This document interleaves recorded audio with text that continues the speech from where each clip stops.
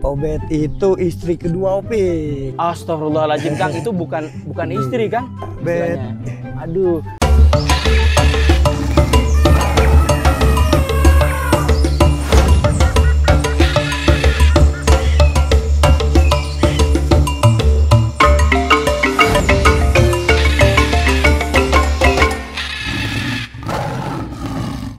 Halo Sobat Dunia Satwa, balik lagi di channel saya Dunia Satwa. Nah kali ini saya kedatangan tamu spesial. Bukan spesial lagi, super spesial. Karetnya 5, bukan karet 2 lagi ya Kang.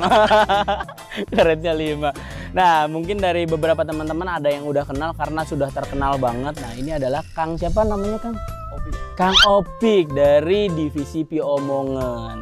Namanya aja udah divisi Pi Omongan, artinya yang diomong-omongkan. Waduh, yang paling suka diomongin gitu Kang? Iya. Tentunya diomongin kebaikannya ya. Nah sekarang sama Kang Opik ini kita mau sharing-sharing tentang ular berbisa ataupun ular bukan berbisa doang, mematikan nih. Karena Kang Opik ini hampir, bukan setiap hari sih ya, sering banget interaksi dengan ular mematikan dan ekstrim kalau saya lihat. Nah kan Kang Opik, saya kan sering banget melihat Kang Opik itu deket banget sama namanya King Cobra. Itu atraksinya saya bilang ekstrim super lah.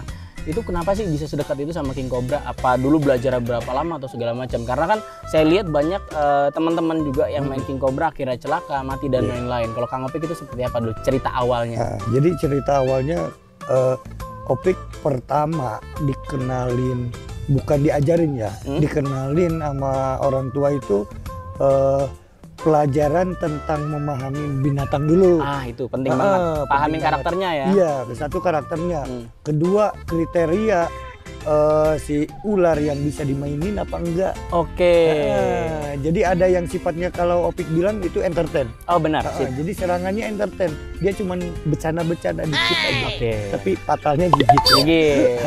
Bercanda-bercanda tapi Mang Opik udah ada lukanya. Tapi nanti kita kasih lihat lukanya kayak gimana. Berarti yang perlu banyak banget orang-orang miss itu balik lagi ke masalah karakter. Karakter ke satu itu pokok dasar utamanya itu karakter si ular. Itu mesti kita benar-benar pahami. Oke. Walaupun kalian udah paham karakternya juga, resiko kematian tetap masih ada nggak sih? Ada. Ada. Kematian. Aduh. Soalnya di sini nggak ada manipulasi ya. Yap. Nggak ada manipulasi.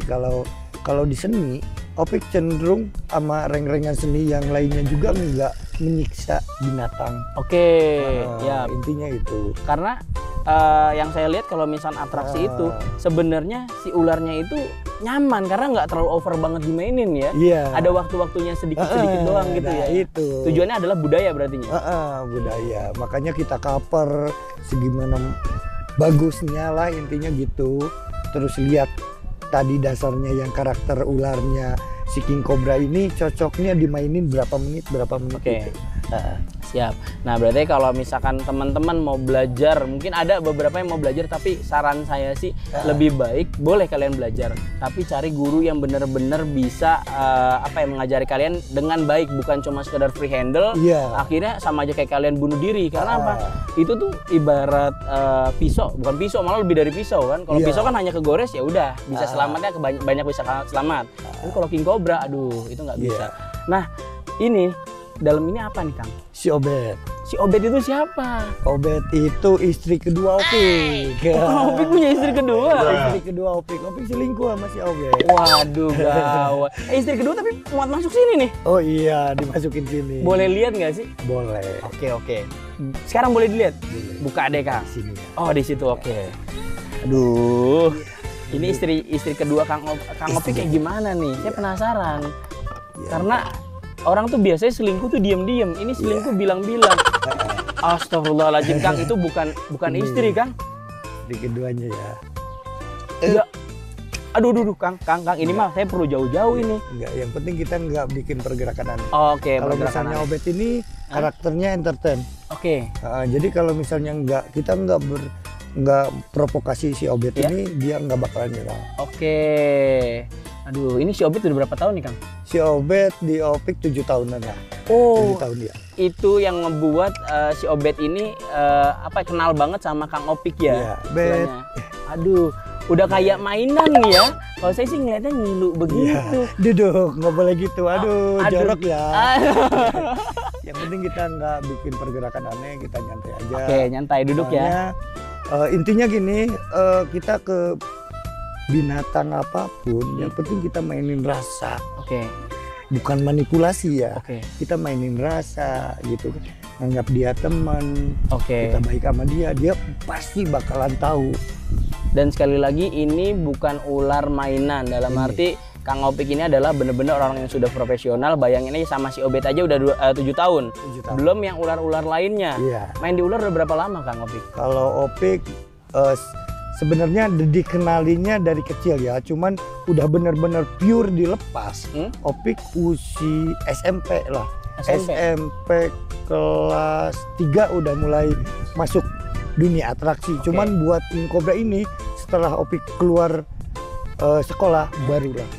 Aduh, saya ngeliat Kang Opik ini tenang banget deket sama King Cobra. Kalau saya dari tadi ini udah siap-siap mau kabur gitu. Iya. Jujur Kang, dulu saya pernah juga main King Cobra. Tapi akhirnya bisa dibilang tobat nggak sih ya? Maksudnya nggak main King Cobra lagi karena pernah ngeliat King Cobra itu gigit gelas. Kita tujuannya kan pengen tahu sesekali ngeluarin bisanya. Itu gigit gelas nggak copot Kang. Kayak bunyi krek krek krek.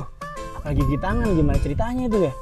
Emang karakter King Cobra itu kalau gigit kayak gitu? Iya, kalau King Cobra, tekanannya itu ampun kalau King Cobra.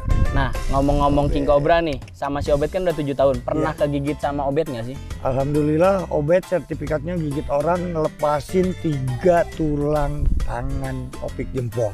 Wah, gigit orang tapi gigit Kang Opik sendiri? Iya, sertifikatnya itu gigitnya. Astagfirullahaladzim, aduh ngeliatnya aja udah nyilu banget. Iya, sampai lepas ya tulangnya 3. Aduh, jempol. Iya. Terus pernah di mana lagi? Ada pernah kena gigit lagi nggak? Jadi di kepala, di sini, terus di tangan. Oke. Kalau yang kecil-kecil banyak sih, cuman alhamdulillah karena kita siap juga buat P3K-nya. Intinya itu ya, Opik pesan buat ke yang suka free handle. Intinya kita sebelum nyiapin ular, sebelum nyiapin mental, kita P3K-nya ini benar-benar penting. Oke guys, tadi karena ada iklan sedikit, akhirnya kita putus dulu, cepet dulu kita lanjutin pokoknya sekarang nih. Nah, tadi balik lagi ke handle ular. Sebenarnya handle ular itu boleh nggak? Sebenarnya kalau buat ngehandle aja nggak boleh lah. Nggak boleh. Nggak buat Karena apa. buat iseng-iseng, tujuannya nggak jelas gitu Iya, ya. tujuannya Apa cuma buat gaya-gaya doang nggak boleh? Iya, Oke. Nah, buat teman-teman berarti kalau misalkan untuk free handle khususnya ular-ular yang mematikan ataupun ular-ular berbisa, saya saranin sih tidak boleh karena sekelas Kang Opik pun sendiri yang sudah profesional, lukanya boleh kasih unjuk nggak? Nah, ini lukanya. Ini luka yang jelas terlihat karena kegigit sama Obet. Iya, Obet. Nah, ceritain dong waktu kena gigit luka ini di mana dan kenapa bisa sampai kayak gitu? Jadi ceritanya waktu ngisi acara ulang tahun Perkumpulan Paranormal Indonesia. Oh, Paranormal Indonesia. Paranormal Indonesia. Jadi 2 tahun ke belakang ya. 2 tahun apa 3 tahun ke belakang. Opik ngisi acara. Emang posisi badan lagi ngedrop ya karena capek keliling-keliling terus ngisi atraksi, emang udah bener-bener pas ending terakhir. Udah bener-bener ngedrop, posisi si Obet itu di atas. Maksud Opik mau ditutup. Mau nangkep? Mau nangkep. Begitu 1, 2, yang ketiga ini belum pas. Obetnya masih mangap. Oh, posisi masih mangap kayak tadi, mangap-mangap begitu? Masih mangap, tangan masuk. Aduh, nggak kebayang rasanya itu kayak gimana tuh? Boleh ceritain nggak sedikit rasanya kena gigit King Cobra itu kayak gimana? Jadi pertama awalnya rasanya emang nggak kerasa, cuman ada krek. Nembus tulang? Iya. Karena kan taringnya kan panjang kan ya? Iya, ini tembusin. Nah, tulang sebelah sini, aduh. Iya, ini kan ada bekas. Iya. Bisa dekat. Saya sih ngelihatnya ngilu banget guys, asli. Oke, dari situ langsung teriak langsung atau gimana? Apa biasa aja gitu kalau dari Kang Opik sendiri? Posisi kan di atas. Kita hadap-hadapan bener-bener lihat mata Obet sama Opik. Posisi gini, Opik balik, tutup anak-anak. Oh, biar nggak ada yang lihat, profesional. Iya. Siap. Karena kita lagi pertunjukan, tutup anak-anak. Atur napas kan otomatis Opik ngeluarin, bener-bener masukin ke peti ini juga. Biar aman total. Gembok, iya. Baru Opik ke belakang. Anak-anak yang nutup. Ini profesional banget. Ini bener Kang Opik ini udah bener-bener profesional banget guys. Karena apa?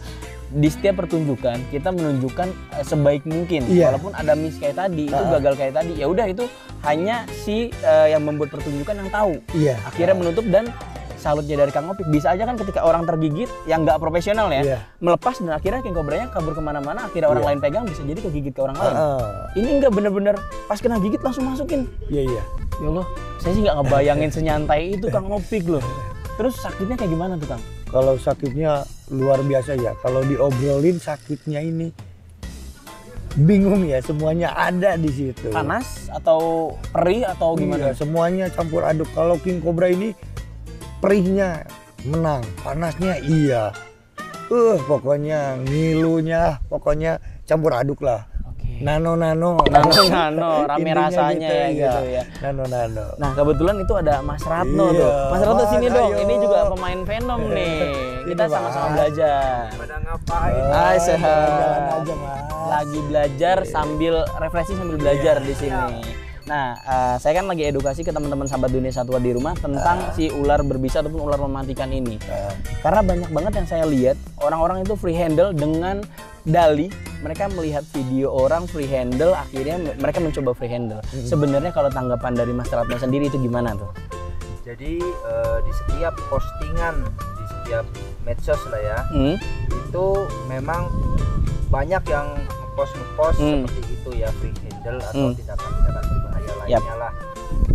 Tapi yang jelas di situ pasti sudah ada peringatan, dan untuk semua teman-teman yang main medsos pasti mereka kan sudah bisa membaca. Iya, kan? benar. Dan pasti sudah tahu mana yang berbahaya, mana yang boleh ditiru dan mana yang nggak boleh ditiru. Intinya sih sebenarnya gini, mau kalian free handle atau enggak itu sebenarnya hak kalian. Tapi balik lagi, ketika terjadi sesuatu kalian harus pikirin yang namanya keluarga. Kalian harus pikirin yang namanya, mungkin kalau udah punya anak, jangan punya anak dulu deh, orang tua, Iya. orang-orang di sekitar kalian itu, karena banyak banget yang dikorbankan. Kalau Kang Opik sendiri kan ini kan tujuannya jelas, membudayakan atau menaikkan budaya, bukan sekedar free handle. Berarti lebih banyak budayanya dibanding free handle-nya dong. Iya. Oke. Makanya Opik kan nyetusin buat pertunjukan snack show ini nggak snack show aja. Oke. Opik selapin sama seni-seni yang lain. Oke. Jadi si ular ini tidak dihilangkan, budaya si ular tidak dihilangkan, tapi yang diutamakan budaya-budaya lain yang dinaikkan gitu. Iya, Kayak ada kesenian apa aja sih biasanya kalau misalnya di dalam show itu kan? Dari debus, tradisionalnya ya debus, Oke. tari rasa, Oke. tari topeng, terus kuda lumpingan. Oke. Terus kita yang modernnya kayak juggling gitu, Wih. api, Keren ya? juggling botol gitu kita. Oke, berarti kalau misalnya buat ngundang Kang Opik bisa dong. Carinya di mana sih kalau misalnya mau ngundang Kang Opik? Tinggal di Medsosnya ada? ada Instagram apa Instagramnya atau apa? di PCP omongannya. Oke, pokoknya DM cari aja Kang Opik di VCP Omongan, pasti Iya. orang-orang udah pada tahu, dan media sosial itu udah booming dengan di VCP Omongan. Jadi kalau misalkan kalian suka dengan King Cobra, silahkan, saya tidak pernah melarang. Tapi kalau untuk pelihara di rumah, Kang Opik pun melarang, Iya. Kang Ratno pun melarang. Walaupun mereka sendiri punya, tapi mereka udah tahu ilmunya duluan. Dan mereka udah pengalamannya sudah jauh. Kang Opik kan dari tadi ngejelasin bapaknya udah main dulu, terus udah didampingin sama orang tuanya, terus orang tuanya udah berpengalaman. Akhirnya Bang Opik sekarang yang berpengalaman. Nah, pertanyaan saya yang terakhir, Kang Opik punya anak kan? Punya. Apa anaknya mau juga sebagai free handle juga atau enggak? Enggak, kalau Opik enggak. Karena Karena? gini ya, intinya kita punya harapan ya ke anak ini. Anak ini mesti lebih tinggi dari kita ya. Ya, Benar Mas. Nggak mungkin. Opik tukang ular, tukang seni gitu. Anaknya jadi tukang seni, Opik nggak mau, pengennya jadi presiden kalau bisa. Amin. Iya kan benar, itu ya. benar, tujuan utama orang tua. Apalagi yang Iya. free handle kan adalah sesuatu yang sangat berbahaya. Sekelas Kang Opik yang sudah profesional aja ada cacat fisik. Iya. Terus resiko kematian tetap ada. Tetap ada. Tetap ada. Iya. Oke deh. Ya mudah-mudahan aja video ini menjadi peringatan buat teman-teman semua yang masih free handle. Sekali lagi kita tidak pernah melarang untuk kalian free handle, tapi kita hanya mengingatkan kalian untuk free handle itu beresiko sangat tinggi. Kalau misal melarang kan ya itu hak masing-masing. Nggak boleh Mas. Iya nggak. Jadi free handle monggo, tapi belajar dulu. Nah, dan itu resiko ditanggung masing-masing. Jangan nyalahin mentang-mentang ngeliat videonya Kang Opik. Oh kemarin gara-gara ngeliat video Bang Opik. Ya enggak dong, karena kan itu Mang Opik juga ketika terjadi sesuatu ya itu tanggung jawab Mang Opik, bukan Mang Opik menyalahkan orang tuanya zaman dulu. Enggak, itu tidak boleh sekali lagi. Dan harus berpikir cerdas. Kalian itu hidup bukan sendiri, tapi banyak orang-orang di sekeliling kalian yang sayang kepada kalian. Contohnya Kang Opik sama anaknya aja nggak boleh buat anaknya itu free handle. Karena apa? Pengennya anaknya itu lebih di atas dari Bang Opik. Oke. Orang tua. Tentunya kalian juga pasti punya orang tua, dan orang tua kalian juga pengen berharap dengan anaknya itu menjadi anak yang lebih baik daripada orang tuanya. Oke deh Kang, terima kasih nih buat ilmunya. Terima kasih juga Mas Ratno buat ilmunya. Nah, jangan lupa subscribe channelnya Kang Opik Divisi P Omongan, dan juga channelnya Wes Mas Ratno Official. Di situ banyak sharing-sharing tentang ular-ular berbisa.